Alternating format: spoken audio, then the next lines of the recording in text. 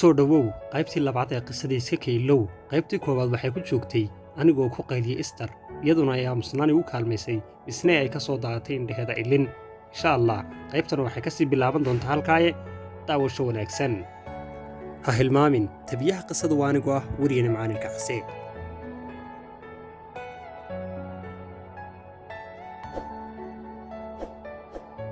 jawaabtii aan ka helay waxay noqotay ilmo indhaheeda markuura ka soo dareertay naxdin. anigii anfariir baan qaaday, waxaan sheegana waan garan waayey ilbiriqsiyeer markiian aamusnaa oo anigoo hadalka gefkafaya cabsinaya iga muuqato.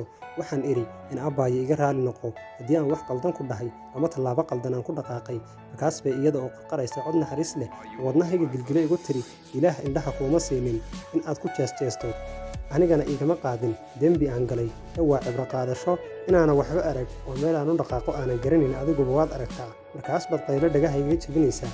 markay intaasi afkeeda ka sii idlaanayeen aniga waxaan lumiyey hadalkii. waxdintii haysana kun jeer bay laba jabaarantay. waxaan sameeye baan garan waayey. waxay igu noqotay arrin aanan filanaynin iyo anfariir. war waxaan ku dhaygiga quruxdeeda, warna waxaan qalbiga iska dhahay alla adoo kale sidan kuma aadan wanaagsanayn, waxba yaanay hadalka kugu daalinaynin. daqiiqado markii aan xaaladdaas ku sugnaa maalintan safareetiga jeebka igu jiray waa suuftiga la soo baxay, isku dayay inaan ilinta ka tirtiro aniga oo dhahaya waan ku baryaa iga raali noqo, sida xaalkaagu yahay iyo sidaan u maleeyey waa laba kala fog.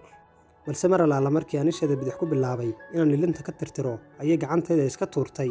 abbaayo ma qalad baan galay ayaan weydiiyey. maya qalad ma aanad gelin ayay iigu jawaabtay. oo maxaad waayahay gacanteeda u tuuraysaa ayaan weydiiyey. intaa kadib ayadoo aad mooddo inay xogaa degtay islamarkaana gacanteeda ilinta isaga tiraysa bay igu tiri, waxaan diidayaa inaan galo riyo maalmeed been ah. naxariistan oo kale weligay ma aanan arag, mana doonaya inaan gudagalo nolol hal ilbiriqsi oo keliyata ku kooban. erayadaasi waxay igu noqdeen kuwo aan ka qaaday caloolxumo, waxaana ii sawirmeen dhibka iyo nolosha dibiyata ee gabadhani. si kastaba anigoo isku dayay inaan qalbiga u hagaajiyo kana saara cudada waan ku idhi maya saasaa waran, wax walba oo ku haysta way qornaayeen, wax imaan doonana waa ay qoran yihiin. iska saar cudadda, naxariis iyo mid ka badanba waad heli kartaa, ee qalbiga khayr u sheeg, waad mahadsantahay ayay igu tiri si yaroo kooban. intaas kadib waxaan bilaabay inaan furo isbarasho anigoo hadalka ku bilaabaya, barasho wanaagsan abbaayo, magacayga waa Xamse, waxaan deganaya xaafadda geed jacay ee degmada Wardigley. wanaagsan oo wacan, waxaa la yidhaahdaa Esther, waxaan ku noolahay xaafadda ayay igu jawaabtay. markay intaasina dhex martay baan waxoogaa waddada gees uga leexiyey. si wanaagsan baan u sheekaysanay, runtii waxayna ii sheegtay inay gabar ay daris yihiin oo ay meel wada socdeen ay meesha uga tagtay iyadoo dib u laabatay gurigooda oy wax ku soo ilowday. Esther waxaa kaloo ii tilmaantay gurigooda oo halkii aan ku wada hadlaynay aan sidaa uga fogayn. waxaan jeclaystay inaan la ballamo waqti kale si aan wax uga su'aalo xaaladdeeda nololeed, wayna iga oggolaatay. inkastoo ii muuqatay inayna aaminsanayn ballantayda iyo inaan ka dhabayn karo, waxay la ahayd arrin aan iskaga kaftamayo, balse anigu dhab ayay iga ahayd.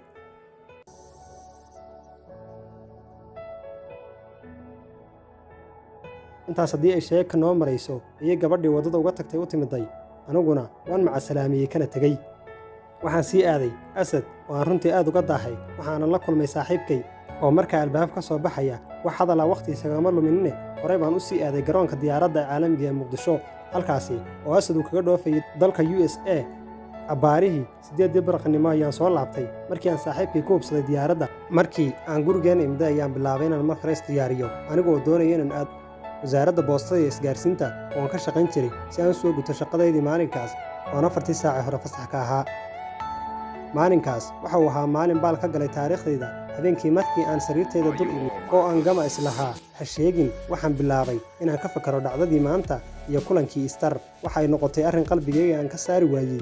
waxaa qalbigayga ku soo noqnoqonaysay ayaa waxay ahaayeen quruxda Rabbi uu ku manaystay gabadha iyo indhala'aanteeda. waxaan is idhi haddii indhaheedu caafimaad qabi lahaayeen maxaa la isku dili lahaa. waxaa kale oo aan isweydiiyey suurtagalnimada in indhaheeda la daweyn karo, balse hase yeeshee su'aashaasi waxaan u dhigtay kulankaan ku ballansannahay aniga iyada. habeenkaas waaga waxa uu igu bariyey ka fakarka Esther iyo marxaladda nololeed ee ay ku sugan tahay.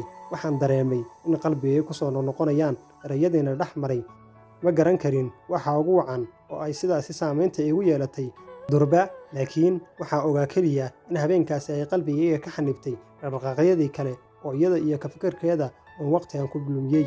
maalmo ayaa ka soo wareegay la kulankaygii Easter, waxaana maalmahaas wax weyn iska beddelay dabcigayga oo fakar unbaan ka bixi waayey. Waxaa iga yaabay aabbahay Xaaji Maxamed, hooyaday Maryan, iyo labadayda ayeeyo ee kala dhalay aabbahay iyo hooyaday, walaalkay Anas, kuwaasi oo la yaabanaa isbeddelkaygu dhacay. intaasi waxay noogu eg qaybtii labaad ee qisadii Sikaylow. waxaan sugnaaba waa qaybtii saddexaad. fadlan haddaad ku cusub tahay YouTube channelkana subscribe saar. haddii aad ka heshay qisadan, sii sheer garow sii gaadsii walaalahaaga aad jeceshahay inay qisadan wax ka ogaadaan. aan ku xasuusiyey tabiyaha qisada waa aniga Nimcaan Cabdiqaadir Nimcaan Ilkacse. fiiro gaar ah haddii uu rab raalli ka noqdo qisadan waxaan YouTube kuu soo gelin doonaa si taxane ah. sidoo kale waxaan waqtigan soo gelinayna noqonaysaa maalin dhaaf oo maalin markaan ka boodno maalinka kale ayaan soo gelinaynaa. waad mahadsantihiin waqtigaad ku jirtaan. waxaan rajaynaya idin wacan yahay. maca asalaama.